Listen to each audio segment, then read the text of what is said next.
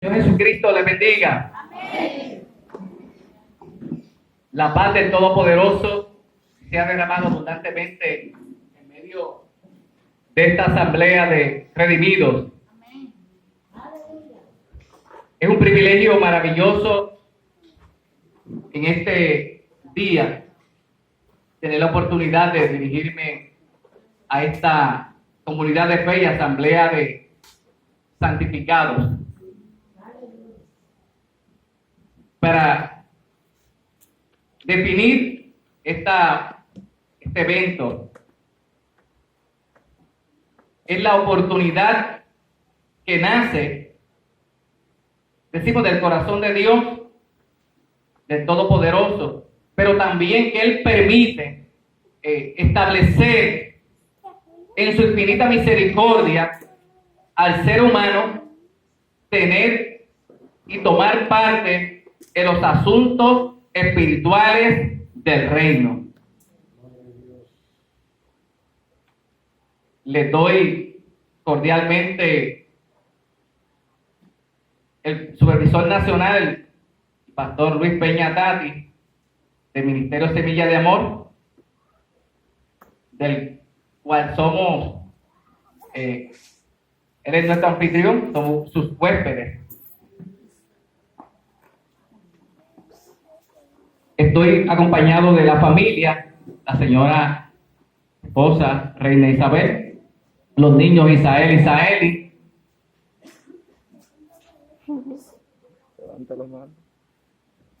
Y les tenemos realmente la satisfacción, el grato honor de haber trabajado en el Instituto Bíblico, aunque de manera virtual. Es un sueño, es un propósito, y los que llegaron y siguieron adelante perseverando en el propósito de la preparación bíblica, de querer asimilar y ser portadores, emisarios de la palabra, de manera más solemne, les felicito. Amén. Y les digo, como el profeta Samuel, Ebenezer, hasta aquí nos ha ayudado el Señor. En México tuve la oportunidad de trabajar en el seminario teológico, el instituto, de manera personal, y le decía a un hermano ayer, el varón que dirigió, David, el hambre y la sed de querer escudriñar y aprender cada día no es que nos haga mejores, significa que deseamos prepararnos en lo posible para querer llevar mejor la palabra. No es que el que no lo haya hecho no esté preparado, no esté capacitado. Lo que significa es que si el mundo se actualiza, se capacita, se instruye, busca la manera, la tecnología, los medios para querer quedar o estar a la vanguardia de los tiempos, de igual manera el Señor nos desafía y nos insta a que estemos preparados y busquemos la manera de poder llevar el mensaje del Evangelio.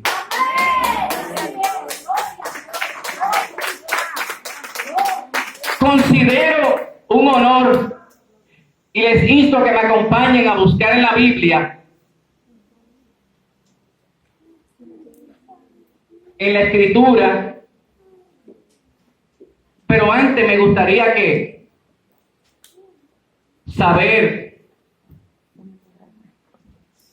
tener claro la presencia de algún pastor. Sé que hay varios pastores. Está la hermana Catalina, que es de las personas que se gradúan, el supervisor nacional, hermano Tati, el El pastor.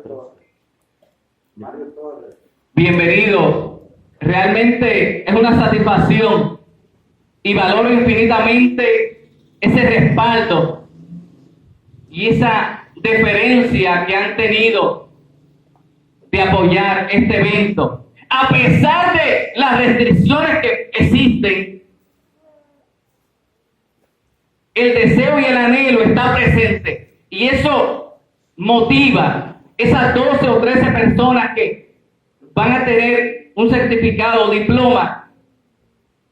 Les voy a decir algo como maestro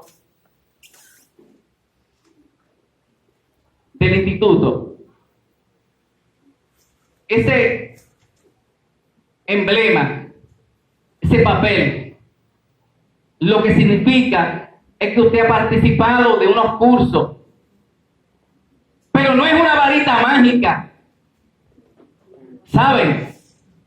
No es algo infalible para que usted lo presente y pueda decir, oh, esto me autoriza a predicar. ¿Saben algo? Ya usted está autorizado por la palabra, pero sí le permite en cierta forma, y fue mi deseo y anhelo, ser útil y poder enseñar todo el designio de la Escritura. Apocalipsis capítulo 1, el verso 9, y dice: yo, Juan, vuestro hermano, compañero de sufrimiento, en la perseverancia que tenemos con Jesús, estaba en la isla de Patmos por causa de la palabra de Dios y el testimonio de nuestro Señor. Supremo Creador, te pido y te suplico, te ruego que bendigas abundantemente la vida de cada uno de los presentes en este templo. Tú dices, clama a mí, yo te responderé. Mostraré cosas grandes y ocultas que no conocemos. Te ruego y suplico que en este momento y día, en el tiempo y espacio que nos concedes en esta comunidad, de tener la dicha, el honor de reunir parte de la comunidad de fe, tu iglesia, para compartir los actos de esta graduación. Te imploro tu favor, tu unción, tu respaldo y ayuda, y que todo lo que se diga en estas cortas o breves palabras sea endosado, avalado, apoyado por tu presencia. Te lo ruego en el nombre de Jesús, nuestro Señor, supremo, divino y eterno. Amén.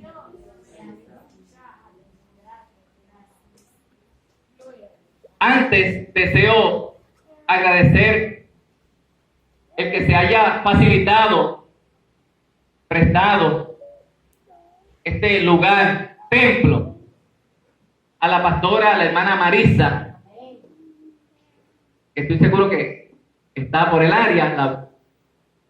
Es un honor, varona, que nos permita estar aquí, porque sabemos que este lugar ha sido dedicado para el objetivo y el propósito de unidos adorar al Todopoderoso. Equivocadamente tenemos la costumbre de decir, iré hacia la iglesia. No.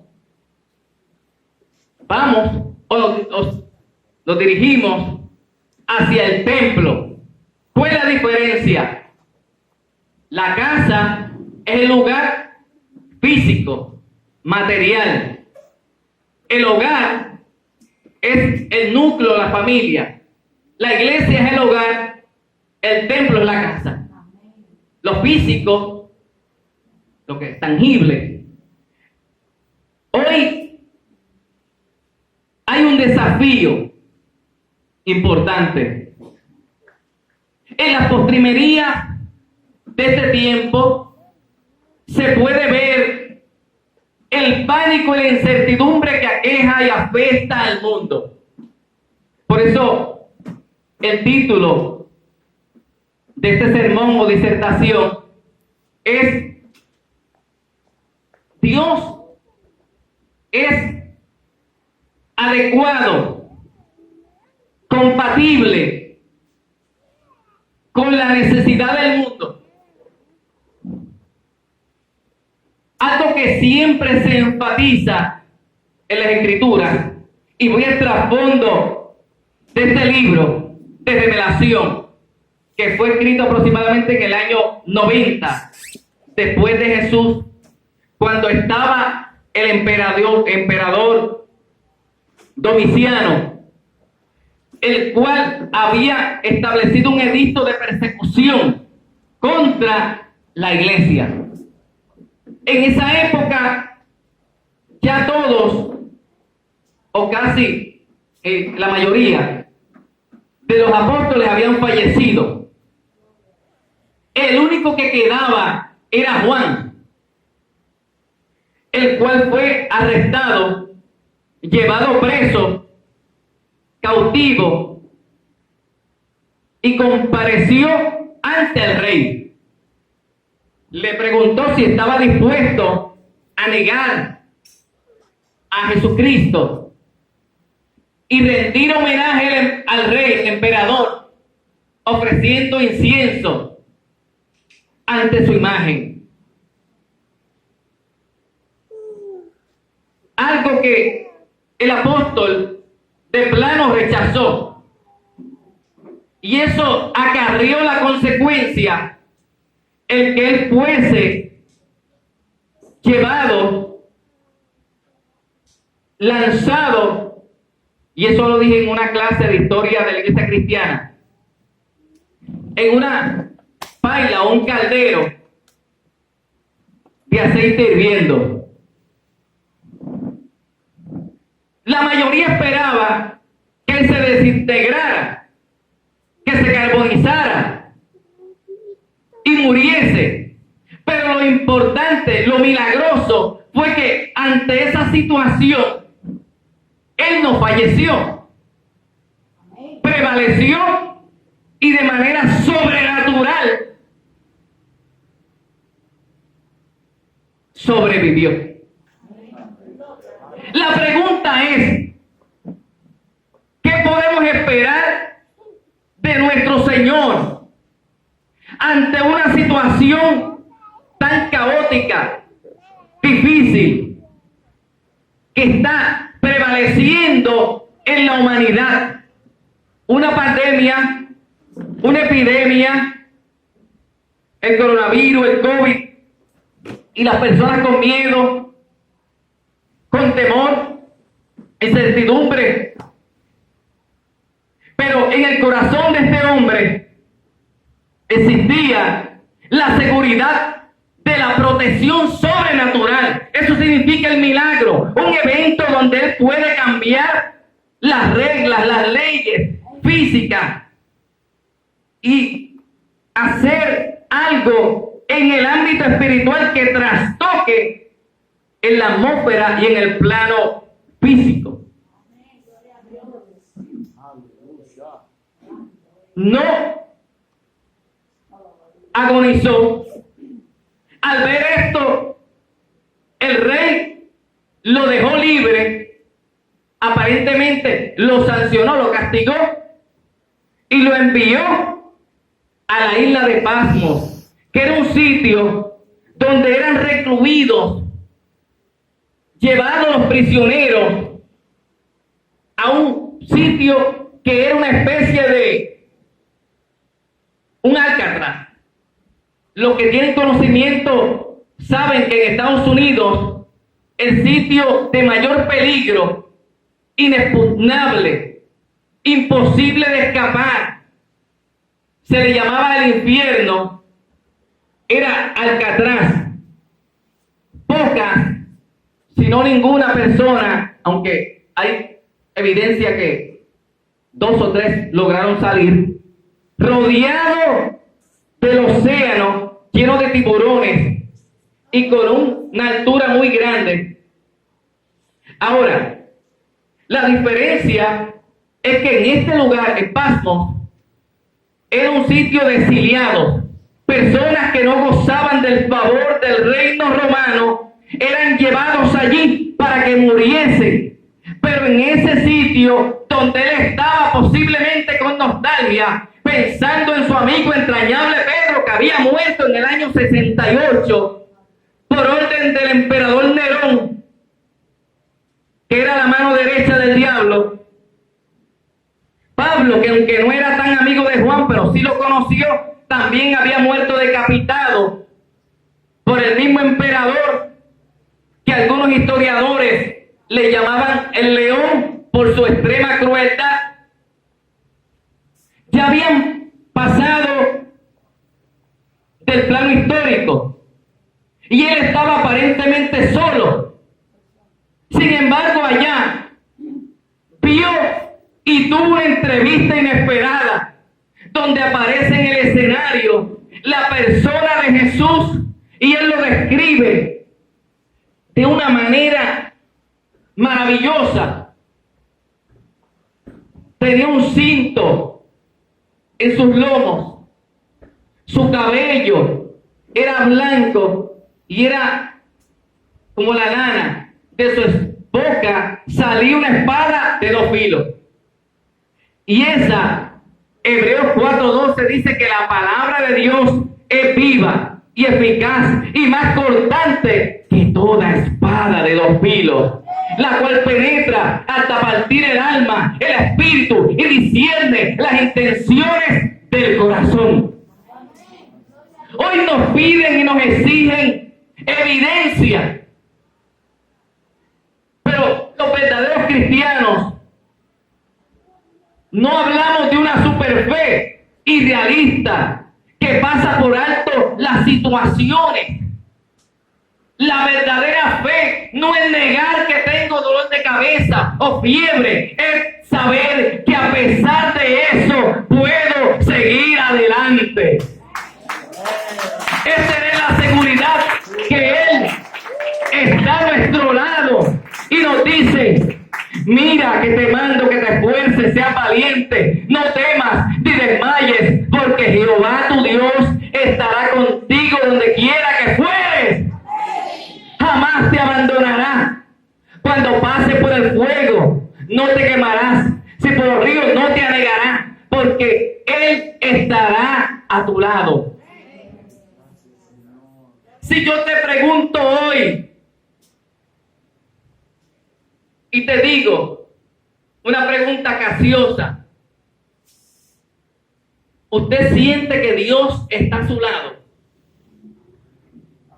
Amén. Gloria a Dios. Amén. Le voy a ser honesto, yo lo siento en mi interior, porque el Espíritu Santo habita en ti.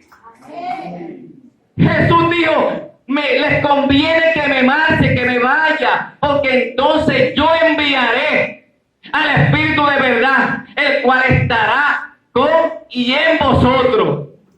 En su ministerio terrenal, Él se humanó. Dice Filipenses capítulo 2, versos 8 y 9. Se despojó. Eso es lo que algunos teólogos llaman kenosis, despojamiento. O sea, vaciamiento, que significa que Él dejó todo, pero no dejó de ser Dios.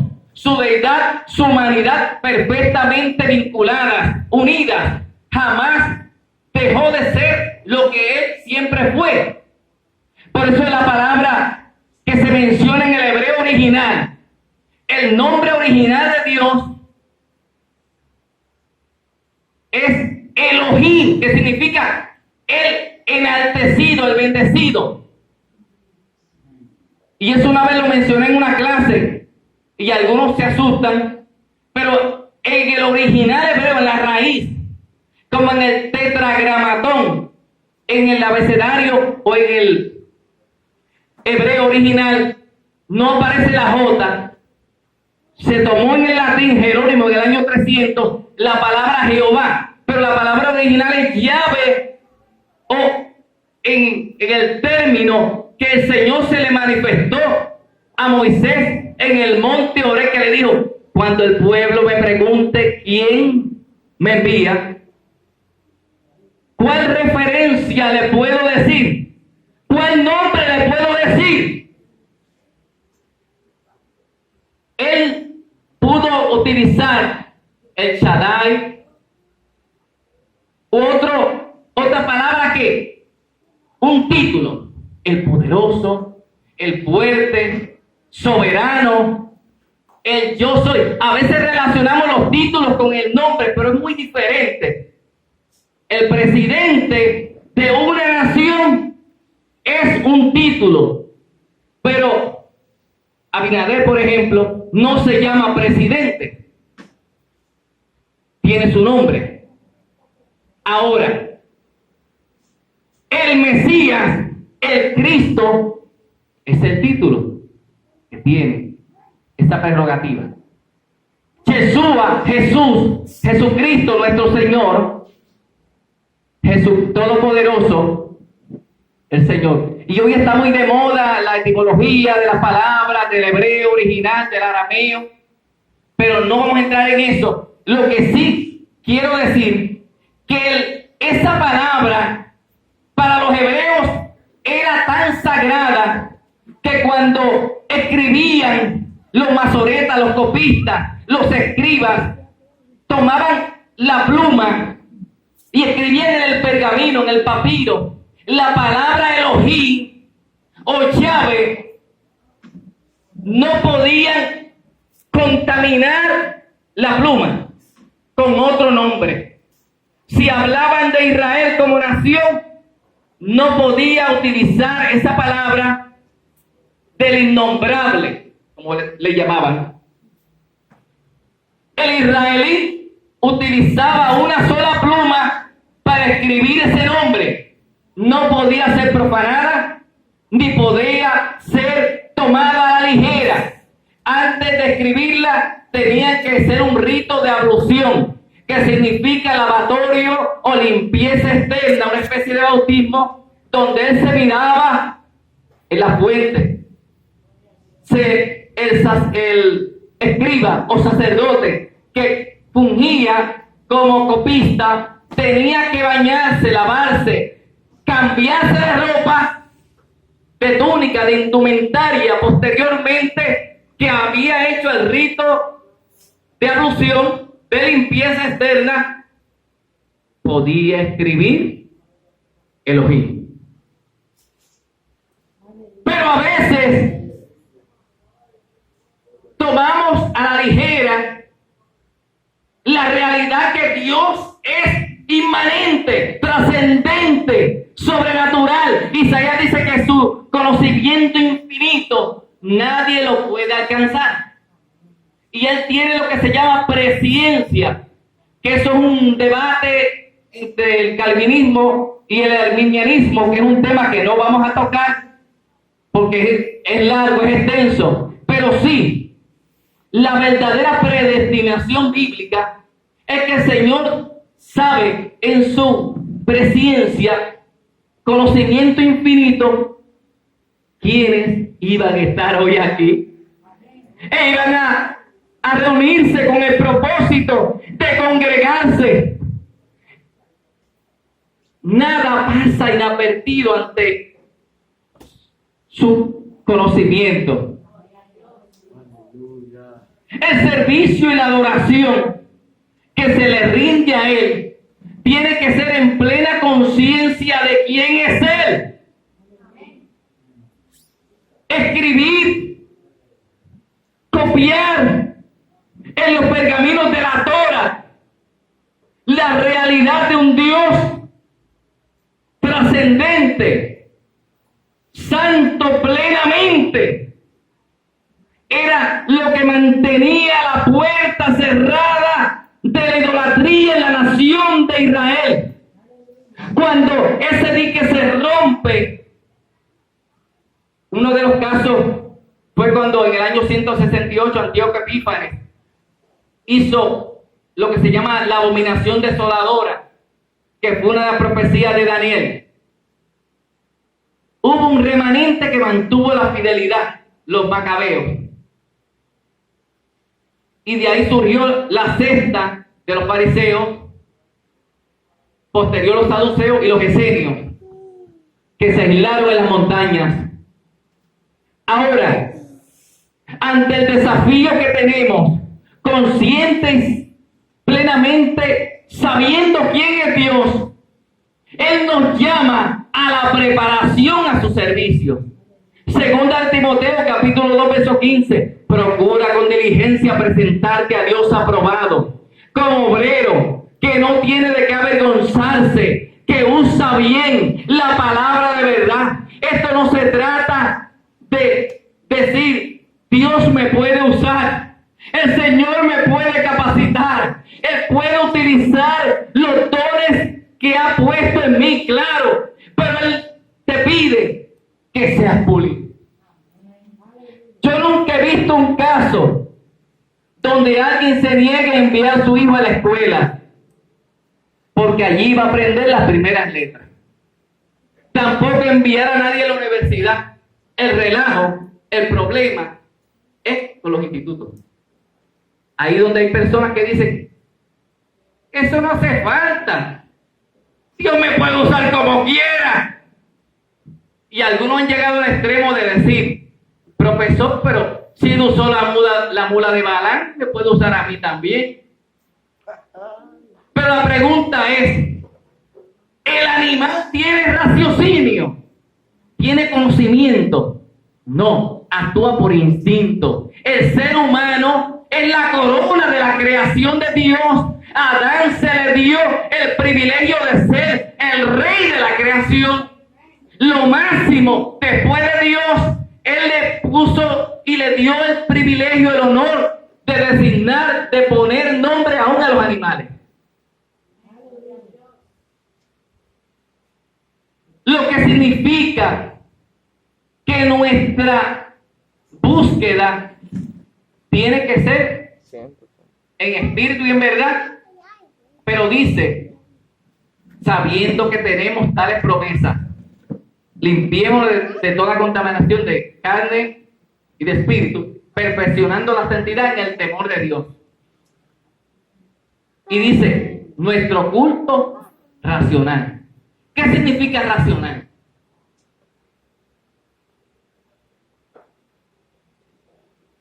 La parte donde es afectada la naturaleza del hombre ante la predicación del Evangelio es cuando ese corazón totalmente depravado, vamos a llamarlo de esa manera, muerto, Efesios 2:1 dice, totalmente en delitos y pecados, puede ser resucitado ante la predicación del Evangelio. Pero en eso está involucrada la parte de la voluntad, la parte volitiva. Tu voluntad es tocada, afectada por el mensaje de Cristo.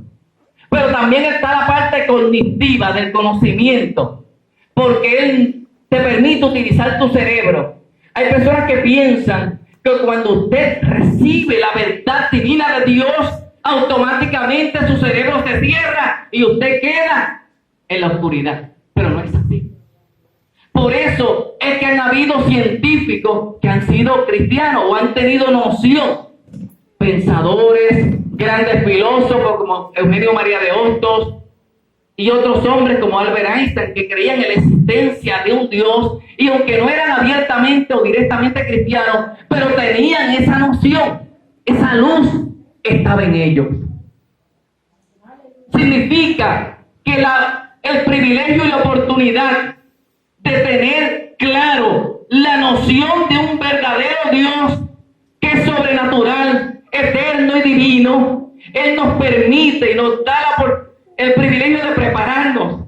Y vuelvo al sumo sacerdote o el copista, escriba, rabí, donde tomaba aparte el bolígrafo o la pluma y el pergamino y escribía el nombre del innombrable. Ahora les pregunto, ¿podemos adorar a Dios en la seguridad de quién es Él? ¿Sabemos quién es Él? Es importante entender que Él nos permite conocerle. Él puede ser accesible, Él es accesible. Su Espíritu Santo está en su iglesia. Por lo tanto, 1 Corintios capítulo 2 habla de que el hombre natural no percibe las cosas que son del Espíritu, porque esas cosas se han de discernir espiritualmente.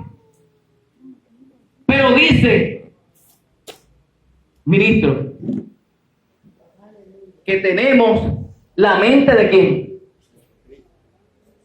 Y la pregunta básica, elemental, sencilla: ¿quién es la mente de Cristo?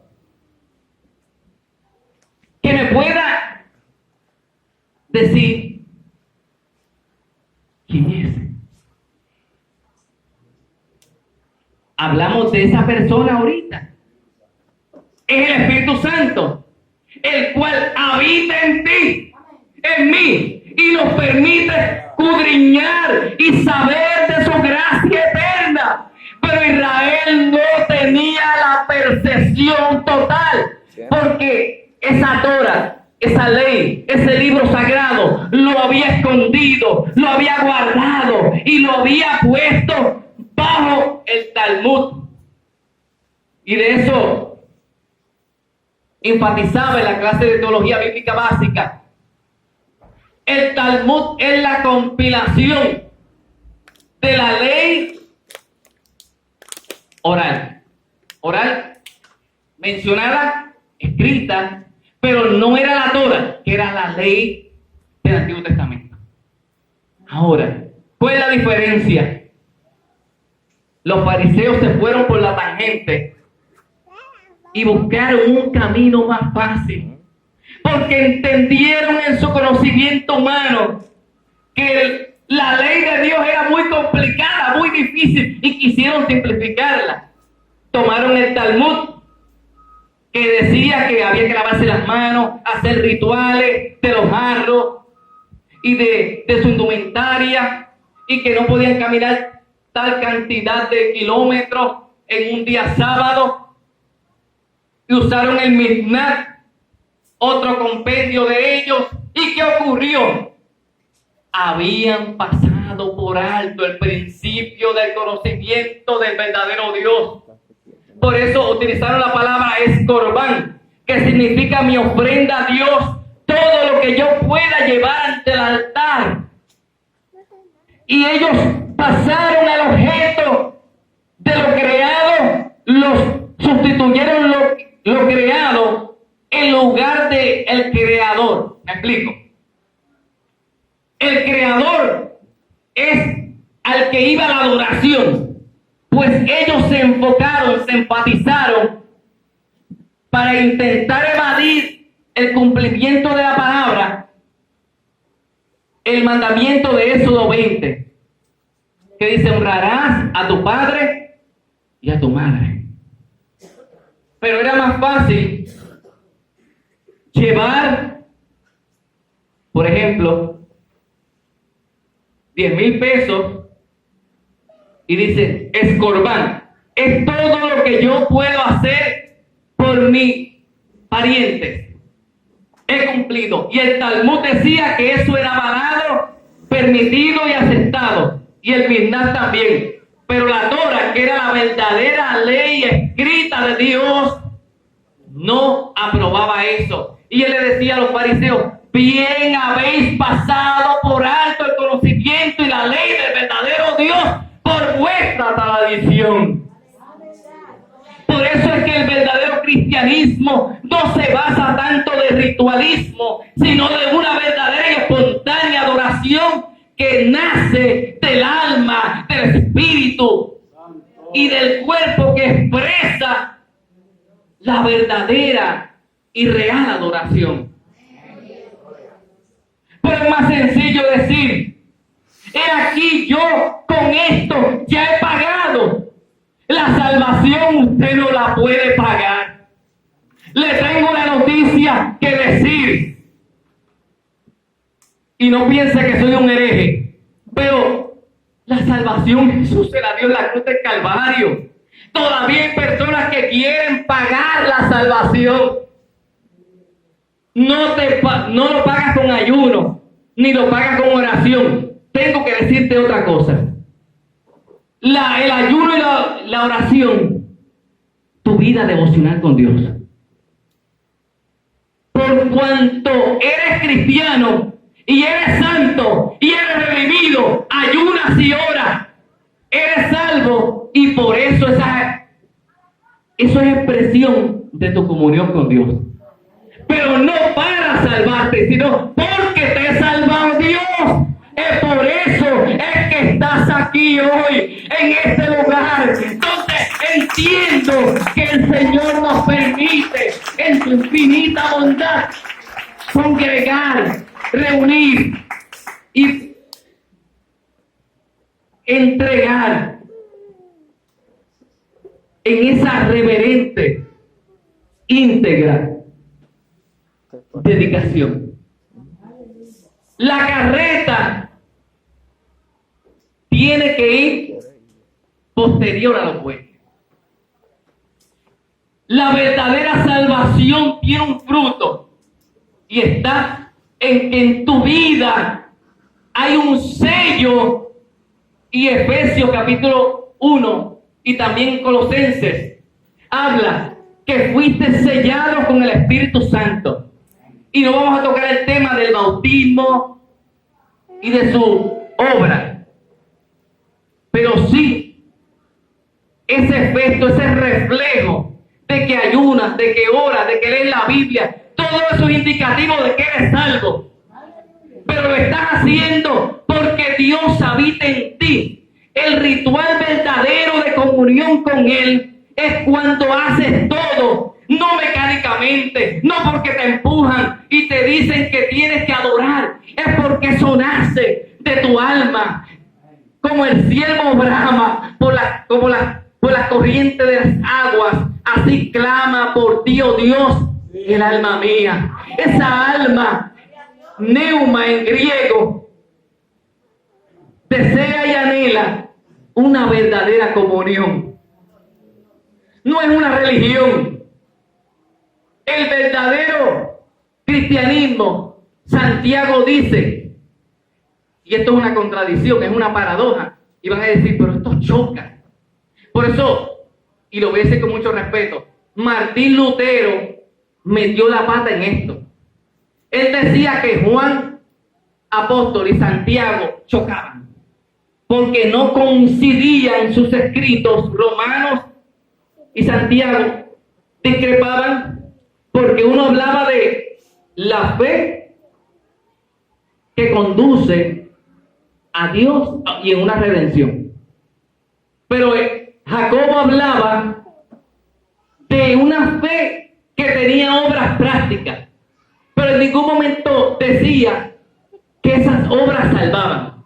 Lo que estaba diciendo es que la verdadera fe tiene obras. Las obras no salvan, pero la verdadera fe tiene obras. Por eso es que la verdadera iglesia, el Señor la llama a que tenga reposo en Él, y en medio de la crisis que vive el mundo, del COVID, de la pandemia, de la enfermedad, donde hay leyes que a veces tratan de restringir nuestras libertades, donde a veces uno piensa que la ONU es la que está gobernando, la Organización Mundial de la Salud es la que dirige, pero no enfoquemos en eso. Yo prediqué el domingo sobre ese tema, pero hoy el Señor quiere que sepamos que tenemos que conocerle. Moisés dijo, pero cuando ellos me pregunten quién envía, Israel va a tener curiosidad, va a querer saber el nombre. Yo soy, te envía. Se le manifestó a Abraham, siglos antes, pero no de la misma manera. En el monte Moriah se le reveló y le sustituyó a Isaac por un carnero. Pero en esta experiencia, la zarza ardiendo que no se consumía era una manifestación de una teofanía de Dios, donde Él manifestaba que su gloria y su poder no se podía extinguir. Era una presencia tangible, pero también espiritual, donde se revela al conocimiento y a la naturaleza humana, y hoy utiliza en su bondad infinita el Evangelio. Es el Evangelio lo único que puede llevar al hombre a Dios. Pero ¿saben una cosa? El Evangelio no salva. No es el Evangelio, no es la Biblia solamente, es Cristo. Porque el mensaje no puede salvar, sino ni el mensajero, es aquel que envía el mensaje, que es Jesucristo. El Evangelio es poder de Dios. Romanos 1:16 dice: porque no me avergüenzo del Evangelio, porque es poder de Dios para salvación. Para salvación. Al judío primeramente y también al griego. El instrumento, el canal, el recipiente depositario de la gloria de Dios, la iglesia. Pero la iglesia no salva, es Cristo. Y en ningún otro hay salvación, porque no hay otro nombre debajo del cielo dado a los hombres en quien podamos ser salvos. Por ahí viene el arriano, el testigo de Jehová, y dirá: es Jehová. Vendrá el de la teología de Jesús solo, y va a decir que es solamente Jesús. Pero el nombre al que se refiere nuestro todopoderoso Señor, que se manifestó en la persona del Padre, del Hijo y del Espíritu Santo, ese Dios personal que se le manifestó a Israel y se le manifestó a la iglesia, y que por medio del Espíritu Santo y el mensaje poderoso de su pueblo llevó a anunciar un Dios personal. Y Juan lo vio, y cuando se postró le dijo: yo no soy digno de bautizar en el río Jordán. Y nadie era más grande que Juan, excepto Jesús. Ningún varón nacido de vientre de mujer era mayor que él. Pero cuando lo vio dijo: no soy digno de aún postrado, ni aún desatar la sandalia de tu calzado. El Señor le dijo: deja, conviene que cumplamos toda justicia.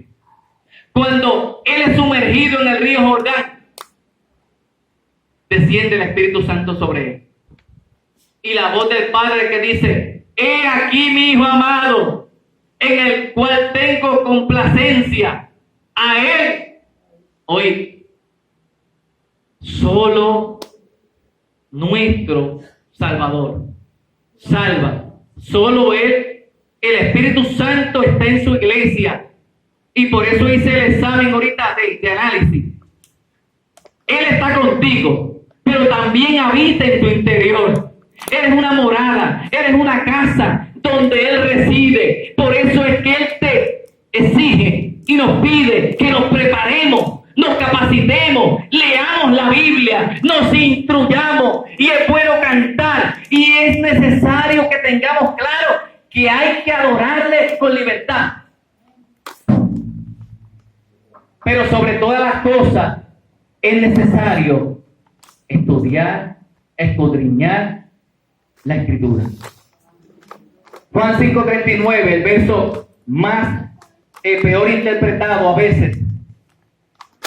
Lo citamos: escudriñad las Escrituras, porque en ellas parece que tenés la vida eterna y ella da testimonio de ti. Pero ahí lo que él está usando es la ironía, diciéndole a los fariseos, a la élite religiosa, a los rabí y maestros, escudriñad las escrituras, porque a vosotros, a ellos, a los fariseos, no está hablando de la iglesia, os parece que tenéis vida eterna. Ellos pensaban que por su justicia, por tener la Torah, el libro sagrado de Dios, tenían acceso a los misterios profundos de la palabra, pero estaban enajenados de la realidad. Habían pasado por alto la visitación de Dios en la persona de Jesús. El Espíritu Santo tocaba, martilleaba, golpeaba sus corazones, pero ellos habían endurecido a la verdad divina de la revelación de Dios. Por eso Jesús nunca se enojó con la mujer de flujo de sangre, ni con la mujer samaritana que vivía en pecado, porque él sabía que esas personas estaban lejos de la ley, porque los maestros de la ley no supieron proyectar la verdad divina del Señor. Con quien él se enojó, se molestó, agarró el látigo, limpió la casa, fue con la secta de los fariseos.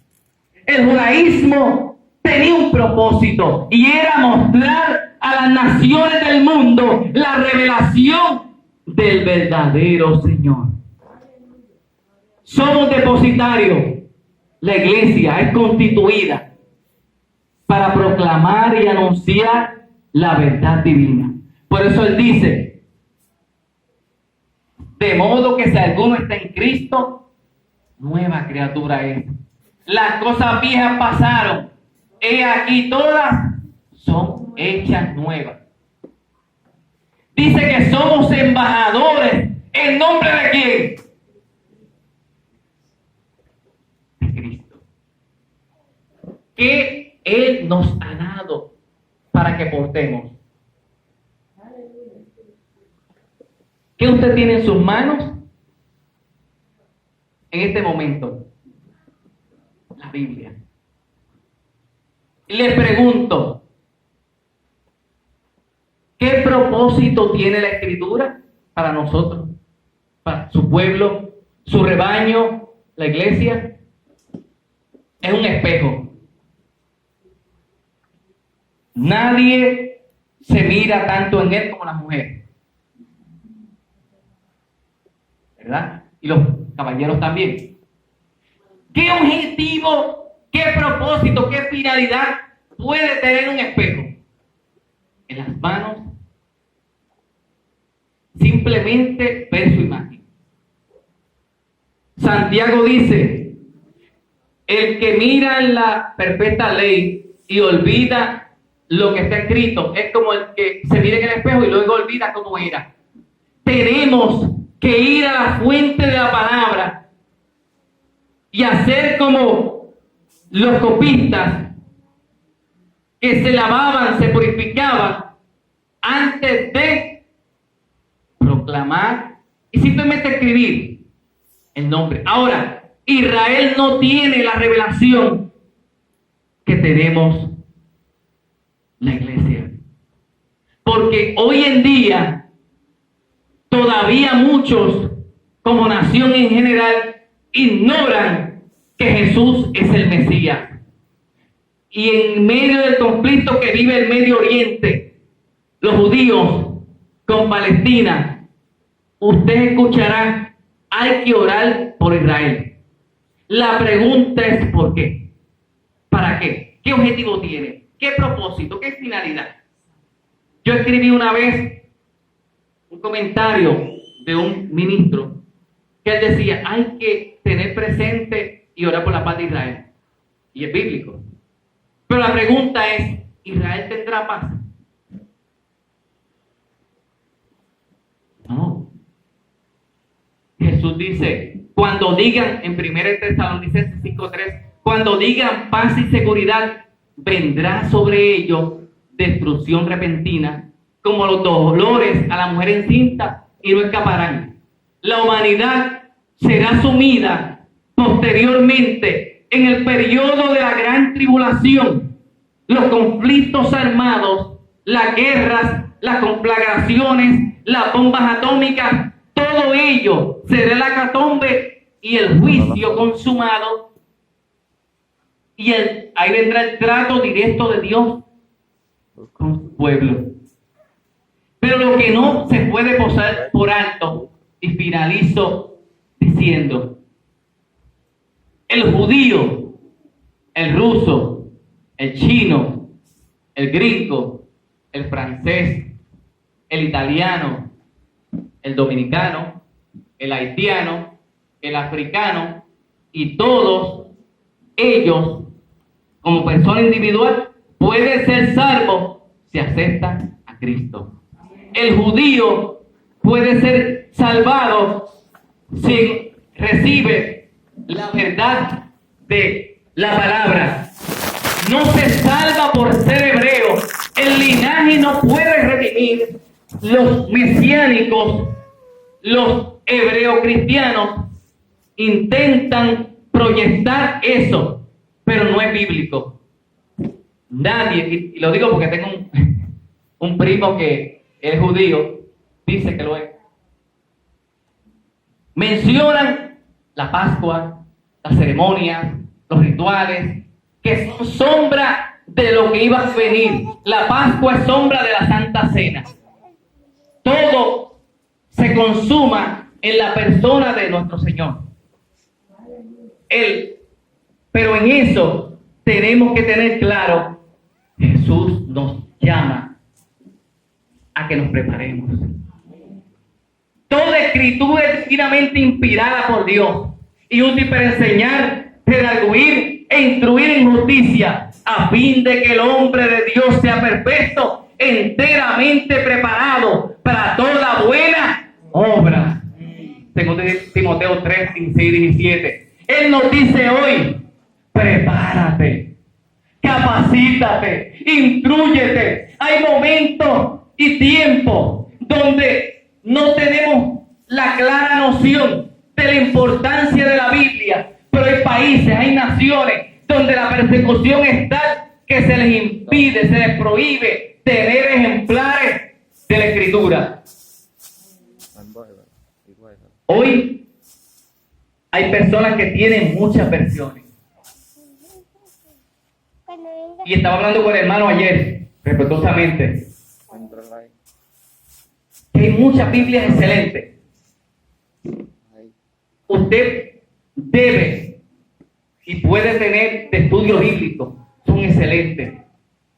Aproveche la oportunidad, porque el momento que se está viviendo es una ñapa, una prórroga, y tenemos que tener la clara conciencia del tiempo final que vivimos. He aquí que vengo presto, retén lo que tienes para que ninguno tome tu corona. Estudiantes del Instituto Bíblico Querisma, hermanos en general, es momento de tomar la espada y utilizarla para combatir contra nuestro adversario. Padre Supremo, en este momento valoro el privilegio de haber traído estas palabras cortas.